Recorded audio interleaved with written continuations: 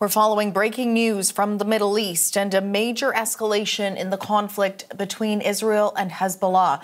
The militant group has confirmed its longtime leader, Hassan Nasrallah, has been killed in an Israeli attack. It's the biggest blow to Hezbollah yet after days of strikes on the group's commanders and weapons capability.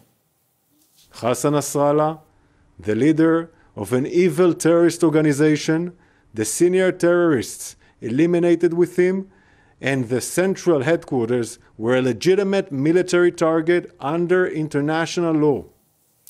Hassan Nasrallah was killed in a targeted Israeli airstrike in Beirut yesterday. He ran Iran's biggest proxy for more than 32 years. Tehran has announced 5 days of mourning and is vowing revenge. U.S. Defense Secretary Lloyd Austin says he has discussed the fallout from Hassan Nasrallah's killing with his Israeli counterpart. In an online post, he says, quote, "I expressed my full support for Israel's right to defend itself and its people against Iranian-backed terrorist groups.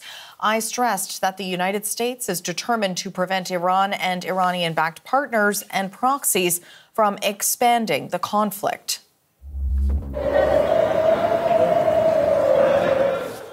In Israel, people at the country's main airport near Tel Aviv were sent scrambling for cover today. Sirens wailed, signaling an incoming missile fired by Iran-backed rebels in Yemen. The military says it was intercepted without any damage or casualties. We're going to turn now to journalist Iris Mackler in Jerusalem, and she has more on the reaction in Israel. In Israel, there's been a notice of mourning put out by Hezbollah, of course, and notices of support from Hamas in the Gaza Strip, saying that nothing would change their determination. In Israel, it's a different note. There has been, I would call it, quiet satisfaction that, as the Israeli Defense Force spokesman put it, an enemy of Israel for decades, responsible for so many deaths, Israeli, American, and as well, of course, in the wider Arab world, that he is no longer the leader of Hezbollah.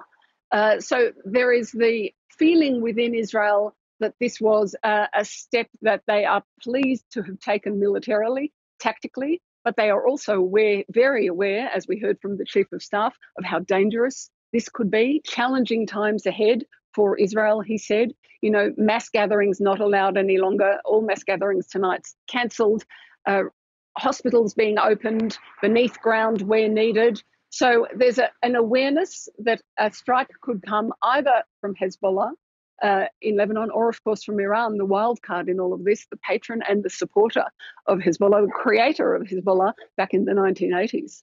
As we watch the escalation there between Israel and Hezbollah, as you mentioned, there are those concerns being heard about what this could mean for a wider conflict. How are those concerns playing out there? How is that shaping up?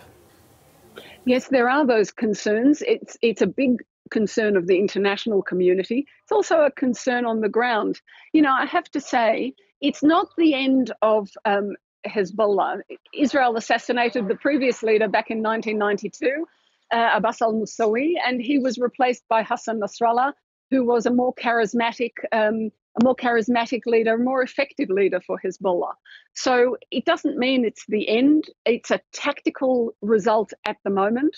Could it go wider? Could it involve more attacks from the Houthis, more attacks from Iran itself directly? Those are the fears at the moment. Fears on the ground in Israel, which is bracing for some kind of attack. It doesn't even really know from where, but fears generally in the wider community, in the US, in Europe, in Canada. There is a big concern of where this could lead, even though Hezbollah has been weakened, it must be said, by the events of the past 10 days. That's journalist Iris Mackler in Jerusalem.